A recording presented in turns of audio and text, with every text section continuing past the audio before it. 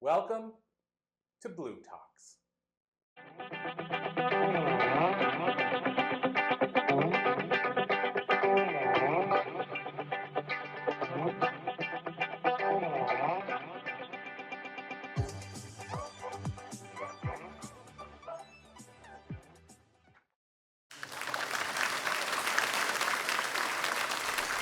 Thank you so much, Jennifer, and it is an honor to be here at SFU.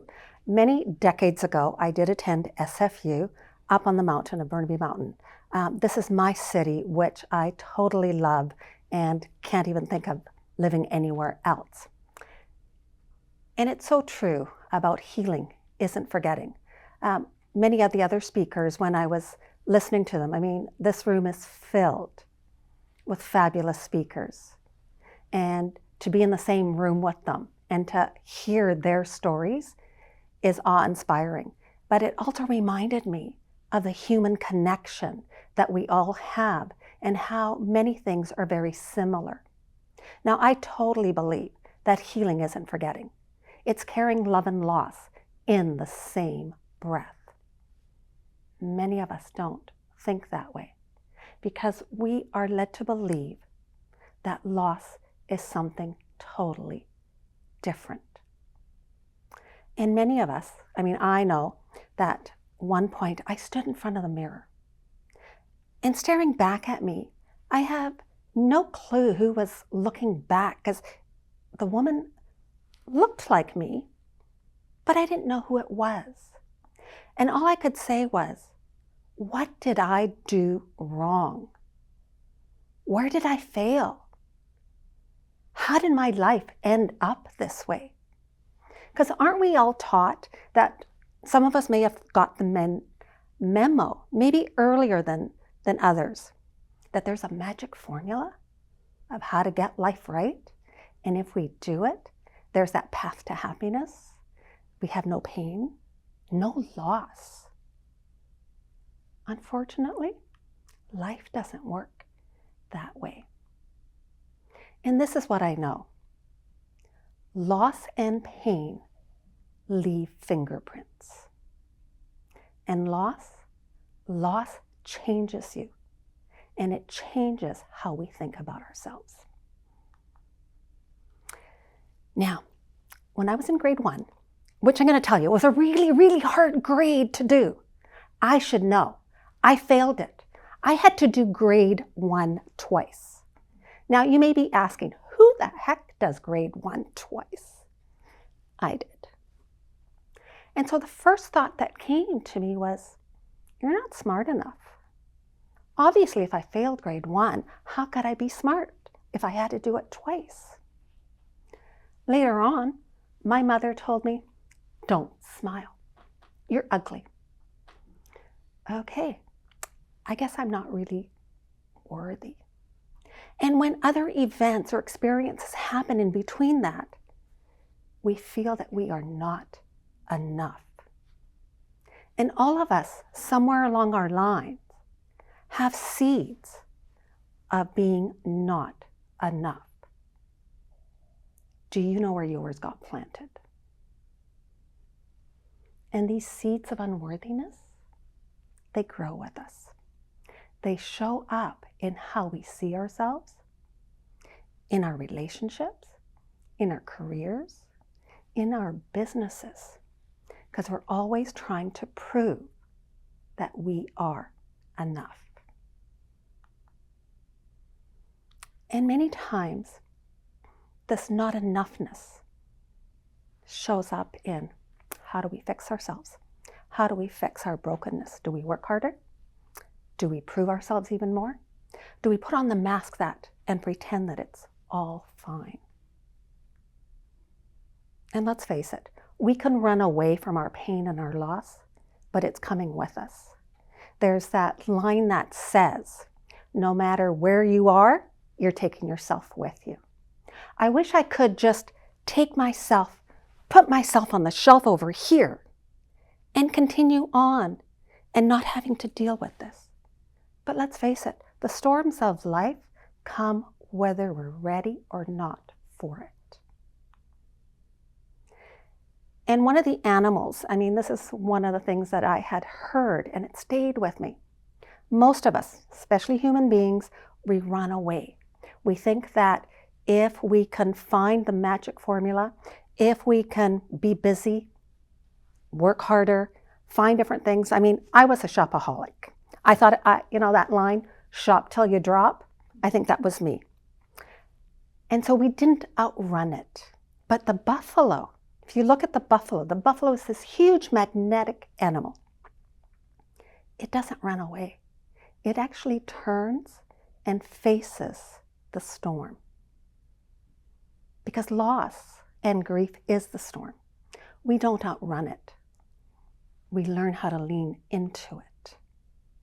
And I had to learn that earlier on when my oldest son, Stefan, at 16, was diagnosed with an incurable blood cancer.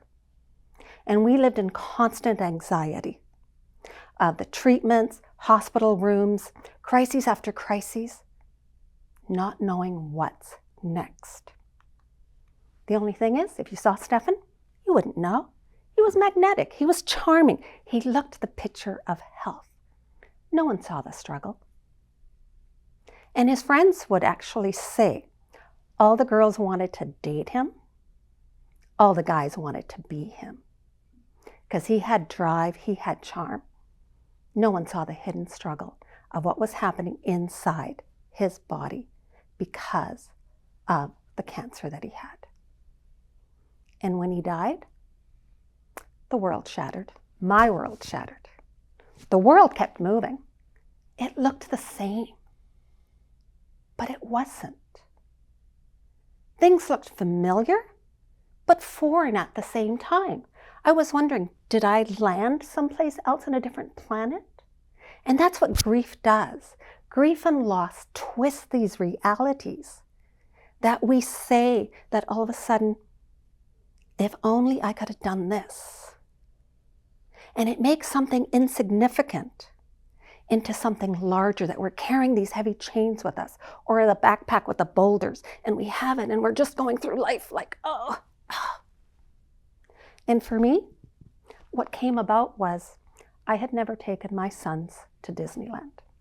You know, Disneyland, the magic, the dreams. But I was a terrible mother because I hadn't taken my sons to Disneyland. And that was my proof that giant mouse, Mickey Mouse, was my proof and my confirmation as a failure as a mother. Now, saying it out loud, let's face it, it's silly.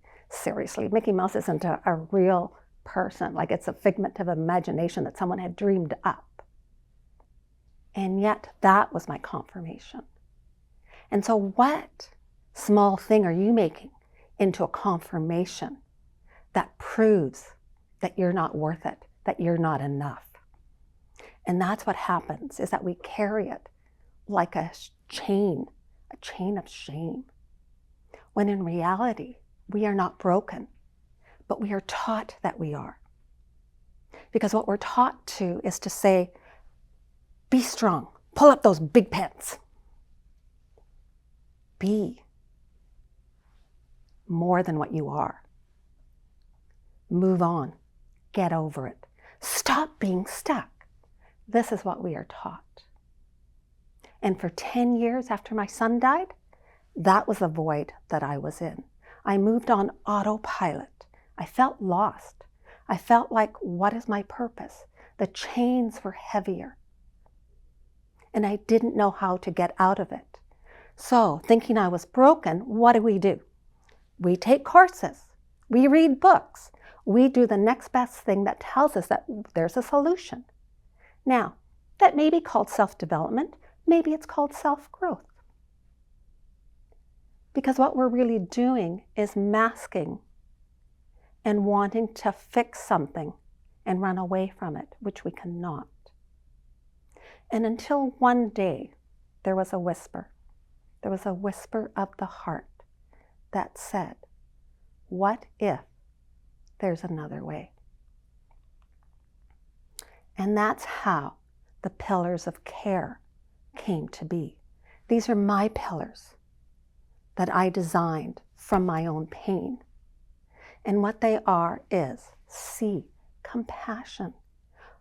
Giving ourselves compassion and kindness. To say it's okay to make mistakes. It's okay to not know the answers. It's okay to fail. We are human. We can give other people compassion and a pass, and yet to our own selves, we are our harshest critic. Acknowledgement. Acknowledge and being aware of your thoughts and feelings without judgment. That's the key, without judgment. How many times do we have thoughts and feelings and we're giving it meaning? We're making them mean something where in actual fact they are not. Think of a coin. How many of you have coins in your pockets? If you look at a coin, each coin has, okay, I'm Canadian. So our coin, if you're looking at a loonie, will have a loon and the queen on the other side. Is one more important than the other? Like, is the loon more important than the queen? Or is the queen more important than the loon? Neither. They're both just a loon and a queen. And that's what our emotions are. They're the same coin, but at different sides. You could feel sadness. You could feel anger. You can feel joy. Each emotion is just an emotion without any meaning. Release. Releasing means letting go of the regrets, of the guilt and the shame that we carry. These are old wounds that sometimes will come up. After my son died, the old wounds that came up for me was, if I was smart enough, I would have found a cure. What the heck was I doing for 11 years? Why didn't I find it? Who cares about the doctors? I was the mom. I should have found a cure. Or it shows up in not worthy. He wouldn't have died. Or not enough. We wouldn't have gone through all of this and everything would be the same. And releasing the guilt, the regret, and the shame takes time. But it is possible when we are aware of it and we don't give it a bigger picture in our lives, which gives us to E, which is the embrace. Embracing who you are being right now. Not who we think we were in the past. We think we are our roles. We are not. And not who we think we're supposed to be in the future. It's being who you are right now in the present, which gives the confidence to say, I am. That's it. I am. Nothing more. I am who I am and who I am being at this time, at this moment. Now, is this going to take the pain and loss away? I wish it would. It doesn't. What it does, it gives you that freedom, the confidence to be who you are.